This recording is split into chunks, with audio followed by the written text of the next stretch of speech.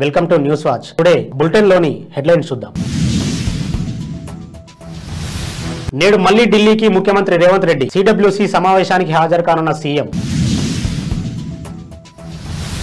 అల్లూరు జిల్లాలో వాహనాలకు నిప్పు పెట్టిన మావోయిస్టులు. ఏజెన్సీలో హై అలర్ట్ ప్రకటించిన పోలీసులు. ఈడీ విచారణకు కేజ్రీవాల్ మళ్లీ డుమ్మా. రెండోసారి పంపిన నోటీసులను పట్టించుకొని ఢిల్లీ సీఎం.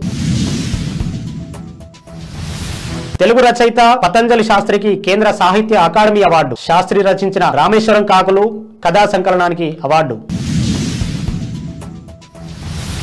మహిళా బస్సు ప్రయాణికులకు ఒరిజినల్ ఐడి కార్డు ప్రూఫ్ తప్పనిసరి. ఆర్టీసీ ఎండీ వీసీ సజ్జనార్ వెల్లడి.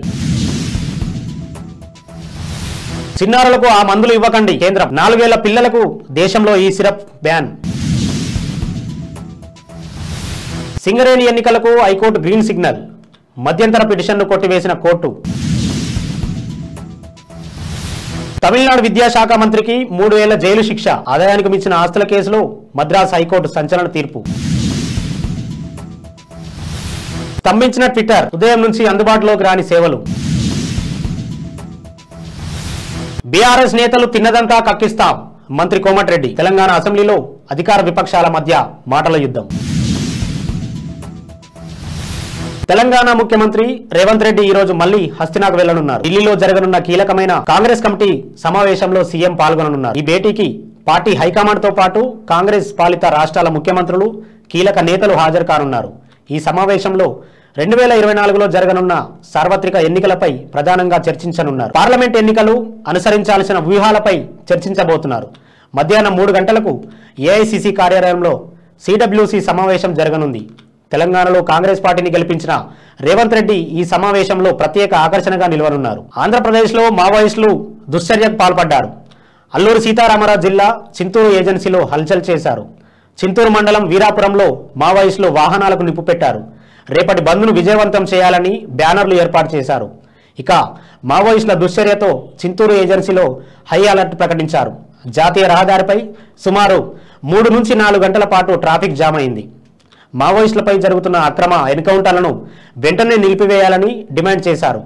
అక్రమ ఎన్కౌంటర్లపై సమగ్ర విచారణ జరిపించాలని మావోయిస్టులు విడుదల చేసిన కరపత్రాల్లో పేర్కొన్నారు. ఢిల్లీ లిక్కర్ పాలసీ కేసు విచారణకు ఢిల్లీ ముఖ్యమంత్రి అరవింద్ కేజ్రీవాల్ మళ్లీ హాజరు కాలేదు. ఎన్ఫోర్స్మెంట్ డైరెక్టరేట్ పంపిన నోటీసులను ఆయన లెక్క చేయలేదు. ఈ నోటీసులు రాజకీయ ప్రేరేపితమని, అక్రమమని ఈడీకి ఆయన జవాబిచ్చారు. ఈ నోటీసులు వెంటనే ఉపసంహరించుకోవాలని డిమాండ్ చేశారు. తాను నీతి నిజాయితీలతో జీవిస్తున్నానని కేజ్రీవాల్ చెప్పుకొచ్చారు. విపాసన కోర్సుకు హాజరయ్యేందుకు సీఎం కేజ్రీవాల్ పంజాబ్లోని ఓ మారుమూల గ్రామానికి వెళ్లారు. మరో 10 రోజుల పాటు రాజకీయాలకు సీఎం దూరంగా ఉంటారని పార్టీ వర్గాలు తెలిపాయి. సుప్రసిద్ధ కథా రచయిత తల్లావజ్గల పతంజలి శాస్త్రికి కేంద్ర సాహిత్య అకాడమీ అవార్డు వరించింది. పతంజలి శాస్త్రి రచించిన రామేశ్వరం కాకులు మరికొన్ని కథలు అనే రచనకు ఈ పురస్కారం ప్రకటించారు. పతంజలి శాస్త్రి రాసిన పలు కథలను రామేశ్వరం కాకులు మరికొన్ని కథలు పేరిట సంకలనంగా తీసుకువచ్చారు. ఆయన పర్యావరణవేత్తగాను గుర్తింపు పొందారు. కాగా జాతీయ స్థాయిలో మొత్తం 24 మందికి కేంద్ర సాహిత్య అకాడమీ పురస్కారాలను ప్రకటించింది. తెలంగాణలో మహాలక్ష్మి పథకం ద్వారా బస్సుల్లో ఉచితంగా ప్రయాణించే మహిళలు తప్పనిసరిగా ఒరిజినల్ గుర్తింపు కార్డులను తీసుకెళ్లాలని ఆర్టీసీ ఎండీ వీసీ సజ్జనార్ సూచించారు. వర్చువల్ గా జరిగిన సమీక్షా సమావేశంలో సజ్జనార్ ఈ మేరకు పేర్కొన్నారు. చాలా మంది మహిళలు ప్రయాణ సమయంలో అసలు గుర్తింపు కార్డులు తీసుకెళ్లడం లేదని గుర్తు చేశారు. స్మార్ట్ ఫోన్లలో ఫోటో కాపీలు లేదా సాఫ్ట్ కాపీలు మాత్రమే చూపిస్తున్నారని టీఎస్ఆర్టీసీ సిబ్బంది గుర్తించారని తెలిపారు. Aadhaar, voter ID, pan card వంటి ప్రభుత్వ గుర్తింపు పొందిన ఒరిజినల్ కార్డును చూపించాలని సజ్జనార్ తెలిపారు. 4 ఏళ్లలోపు పిల్లలకు క్లోరోఫెరినామైన్ మాలెట్, ఫెనైల్ఫిన్ కాంబినేషన్లోని యాంటీకోల్ డ్రగ్స్ ఇవ్వడాన్ని కేంద్రం నిషేధించింది. దగ్గుమందుల వాడకంతో గతేడాది నుంచి ఇప్పటి వరకు ప్రపంచవ్యాప్తంగా 141 మంది పిల్లలు చనిపోయిన నేపథ్యంలో ఈ మేరకు నిర్ణయం తీసుకున్నట్లు తెలుస్తోంది. సినారెస్ టాబ్లెట్స్, మక్స్డ్ syrup, Nasoclear cold, AF drops మొదలైనవి ఈ నిషేధిత కాంబినేషన్కు చెందినవే. 2019లో భారతదేశంలో తయారు చేసిన దగ్గు సిరప్లను ఉపయోగించడం వల్లనే కనీసం 12 మంది పిల్లలు మరణించారు.